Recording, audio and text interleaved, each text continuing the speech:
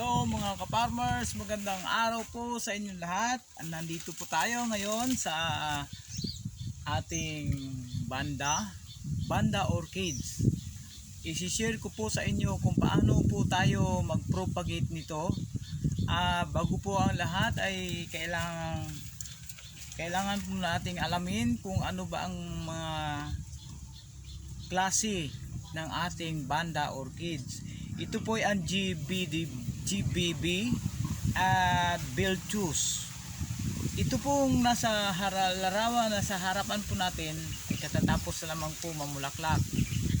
So ang gagawin po natin, dahil ito ay GBB at Bilchus, ito po ang sistema ng ating pag-propagate. Top pruning lang po, top cutting lang po ang ating sistema ng ating pag-propagate nito. So pipiliin po natin ang sanga na may 2 o 3 ugat at ikakating po natin. So ito na po siya. Katatapos lamang po ito mamulaklak. Ito. So right time na pwede po tayong mag-propagate sa kanila. So ito na po. So pwede po tayong gumawa ng isang paraan na pwede natin gamitin. Magkakating po tayo ng itong kakawati, Madrid de cacao, yung sanga niya, at atin pong itatali pag ganon. So yan, tapos tatalian din po natin para maihahang po natin ng ganito. So ito po sila. Pwede nating ihang at madali ang ating pagdilig. Ang sa pag-maintenance po natin ay madali ang ating pagdilig. So ganun po ang isang paraan na pwede po natin gawin. Atin pong ihahang sa ating orchidarium area, sa ating orchidarium house, greenhouse. At ito pong pangatlo ay ito pong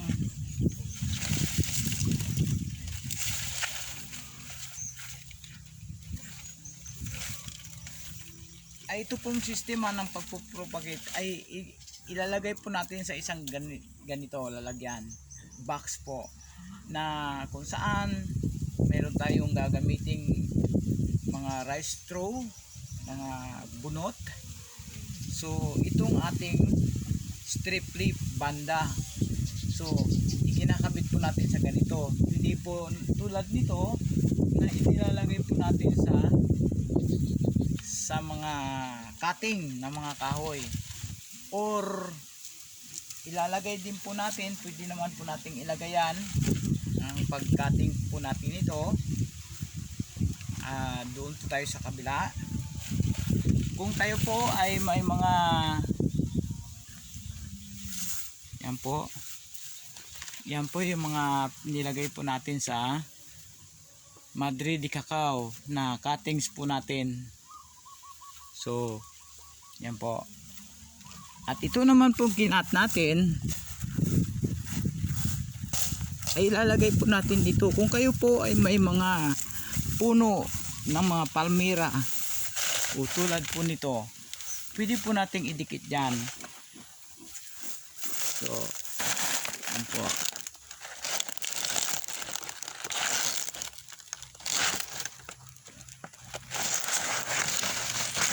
Oh my goodness.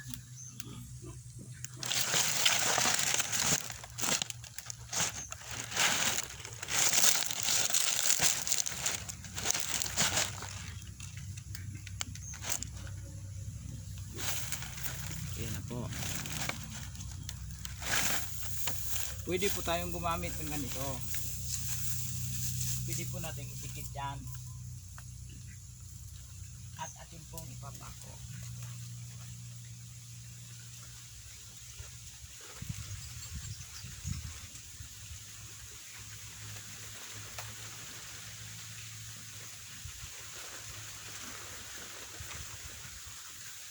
Yan. So ganun lamang po, ididikit lang po sa ating mga puno ng palmira ay pwede na po. Yan. So yan po yung gusto nilang kapitan, kasi buhay po at hindi mga post-trap na tuyo, medyo hindi po sila hiyan sa mga tuyong kahoy lamang. Ang sa live po talaga sa buhay na kapuno ng kahoy, sila angkop. So ito po yung isang katatapos din po ng pamumulaklak niyan. So yan po. Yan po yung ating GBB All Biltus.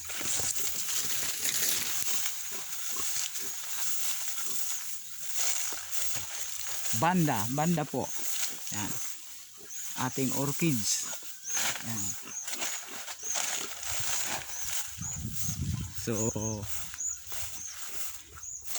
So siyempre po didiligan din na po natin. Didiligin din po. Yan.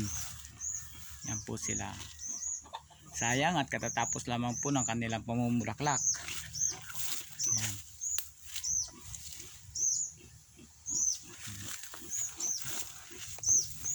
So mga ka-farmers, yun na lang po muna. Sundan po yung aming mga gawain dito sa Kado Farm. Maraming salamat po at magandang araw po sa inyo lahat.